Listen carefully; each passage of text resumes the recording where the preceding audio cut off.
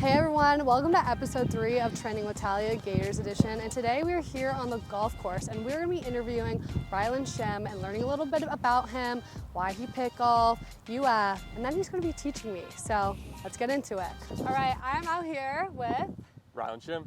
So I want to kind of know a little bit about your golf career. Yeah, so I'm from Centerville, Virginia. Kind of played golf. Kind of picked it up when I was around like 8. And it was time like my mom wanted me to get into sports, dad wanted me to get into sports, and I was like a little chubby kid, and I was like, heck all this running. I'm just gonna go to the golf course and hit balls in the range. Don't have to move around too much. Did you ever try another sport? Yeah, it's like it was soccer, then I'm the goalie. Okay. And then it was baseball. I hit the ball, but I didn't want to run to first base. So golf kind of suited my skill set back in the day.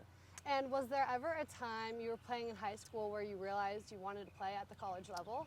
Yeah, I mean, I think growing up, like I loved just to practice, stay on the range all day, beat balls, and like really loved the aspect of golf that you can get better through practice and long practice days. And then I realized, shoot, like I'm actually getting a lot better. I should probably play some tournaments. And people were telling me to get into tournaments, figuring out how to get involved in tournaments, and started playing well. And then with that was, you know, some like college questionnaires that kind of opened up a new world to figure out, oh my gosh, like I can play a collegiate sport. Who was your biggest influence getting into golf? Yeah, I mean, I think the biggest thing for me was like my grandfather. I really got into golf because growing up, I was around my grandparents a lot, and you know, being a little kid, I always wanted to like throw the football or do something with him. And he's like, I'm an old man. Like, only thing I can do is we can play golf. So that's how I really fell into love with the sport, because I realized golf is way more than just a tournament. You can be able to play with people at all different ages and create relationships on the golf course. And why Florida? How did you end up here? Well, the weather right now is pretty amazing. Being a Virginia guy, the story is like I was talking to a lot of Virginia schools and had a couple visits lined up, and I got down here. I got off the plane in Gainesville, and I didn't even see the course yet, meet the coaches, and I called the UVA coach and said, "Hey, the weather's too good right now. Let's get at least see." I don't know what I'm gonna see, but this is way better than how it is in Virginia. And since joining the team, how has it shaped you as a player?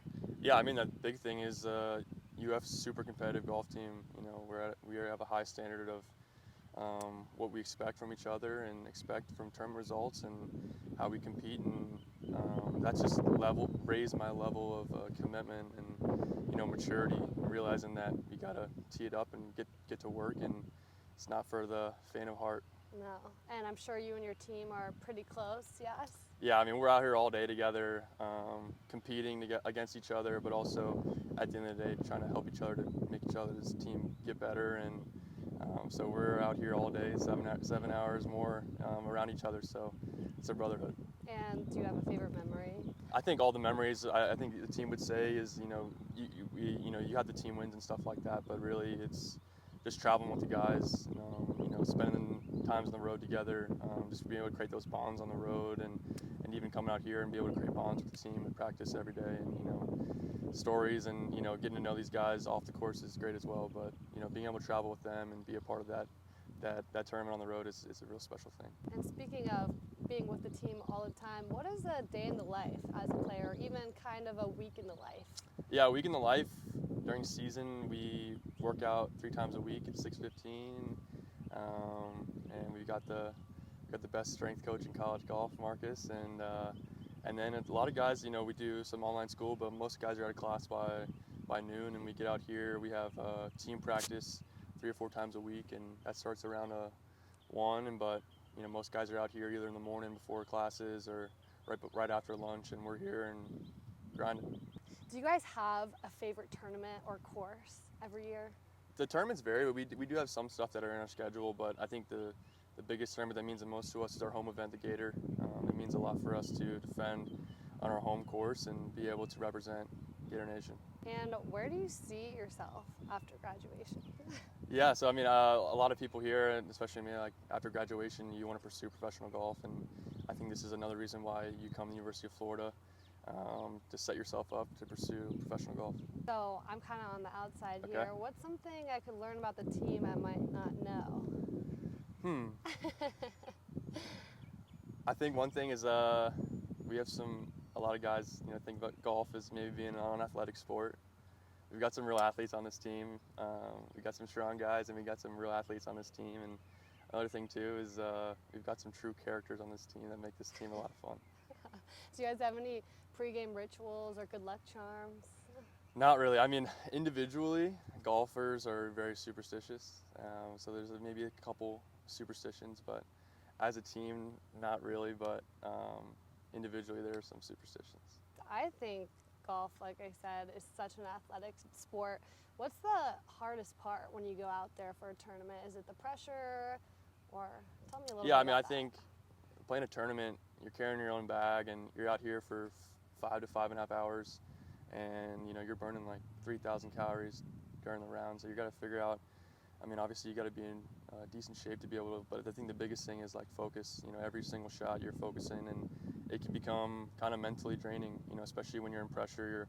Your heart rate elevates, and everything's kind of going on. So being able to really focus mentally, because golf, physically isn't. You got to be strong to be able to support yourself and for injuries, but mentally you have to be really, really strong to be able to keep yourself focused for 5-6 hour day. Yeah. Now Rylan is going to be teaching me the fundamentals of a golf swing, and then we're going to be doing a fun challenge. So let's do it. go. All right, so first off, I want to know, what's the biggest mistake for beginners? I say the biggest mistake is just not having basic fundamentals. There's just a couple things that you need to make sure that you have before you really start getting into golf, and it's just a couple things like grip and setup. But other than that, it's not really much. Okay, and what's the number one tip? Like, what should I focus on? I think the number one tip is just being able to have a nice full turn, so you can be able to let it rip and start sending some bombs. Okay, and head down, right? I hear that a lot. That is probably the biggest misconception. Really? Yes. Oh my gosh, so I've been lied to. I think that's like maybe a super old school thing, or something that just sounds like good to say, but really it has nothing to do with what you have to do. Wait, that just blew my mind, because I feel like every time I play golf, my mom's like, keep your head down. I mean, in some ways, obviously, I think if you pick your head up, it can be bad, but I mean, that's not the most important thing, I'd say. Okay, got it. So let's see your swing. Yeah, let's do it. Maybe I can learn by watching. And while you do this, could you kind of break down the fundamentals? Yeah. So for the fundamentals, I think the biggest thing is just, one, you want to set yourself up for success and have clubs that fit you and are fit properly. And then the biggest thing I say is your grip, because the grip starts everything. Your hands are the only connection you have to the golf club. So I think being able to have a proper grip, very neutral grip, something like here, you can see 2 knuckles on your left hand, and just have this hand kind of wrap over that thumb. And really from there, once you have that proper grip, you just got to make sure you work on some small things like alignment and setup. Really just feeling like your arms are very natural. You're just slightly bending from the waist, and then from there, through a lot of practice, hopefully you can start hitting it a little bit better. Wow, that was beautiful. Oh geez, I don't even think I want to show you my swing next. But I think other than the fundamentals, with the swing, it's really, everybody's a little bit different, but a few things that you want to be able to do is just be able to just get one big full turn in here. And then obviously I think the biggest mistake that beginners kind of get into is that it's hard because you don't have a lot of time, but you really got to practice to get better. It's hard to just show up and play and expect different results, and I think the practice element is what people don't really think about a lot with golf. So be able to kind of get into here and just get a full turn and be able to get back on the ball, it just takes a lot of practice. Which one should I grab? Here. Well, I guess this is a good question to ask. How do you determine which club to use on different shots? Okay, so we have in college you're allowed to use like a rangefinder. Okay. So you shoot the pin and it tells you how far the yardage is, and we know how far each one of these clubs go. So obviously a little bit wind today, like we have to take in factors, elements of if the pin's uphill, downhill, wind, temperature, kind of things like that to help us get the best gauge of the estimation of how far that pin is. And then from there, okay, if it's 156, all right, this 9-iron's gonna go 155, so maybe it bounces up a yard and hopefully, hit a good shot. Wow, I did not know all of this. Do you have a favorite club? I think the 8-iron. 8-iron right here. Oh, this is my 9-iron, but my 8-iron is the one I practice with probably the most out of every club. Okay, I'm in the middle. So you want to be able to see 2 knuckles on this hand. So maybe make that a little bit Wait, stronger maybe I there. should, And then you're going to take this hand and grab it kind of in the fingers on the bottom and then just wrap it over. Like that. Yeah, looks great. Now for the setup part, you just want to put the ball kind of in the middle of your stance. Okay. And then just feel natural over it, all right? Please don't laugh if I miss it. Is that where they say keep the head on the ball? Keep your head down? Wait, I got this. I'm like really determined. So get back in your stance and just bring like slowly the head to my hands. So once you get like right about here, just think about just throwing it like up that way. Oh. But you want to get a little bit like just like that. like almost just like here and then just throw it up and then just throw it back down. Okay, second attempt, but with the We're tee. breaking out the tee. Yeah, I've only ever played with the tee, so okay, there we go. Now I'm feeling. We'll tee it up nice for you. I think I'm too close. All right. Oh my gosh, I'm sorry. That's okay. Progress. That's progress. Okay, I'm gonna do one more. Can I try a different club? Yeah. All right, this is attempt 3, and we're gonna be adjusting. We got the 8-iron now. We got the 8-iron. Where you feel comfortable, make sure that grip's good. Yeah. And just be athletic. There we go.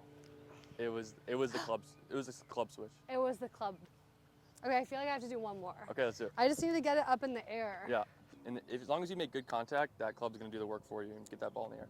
Another attempt, we're trying to get the ball a little higher. Adjustment. All right, this is the one, we're good. Here we go. Oh, shoot.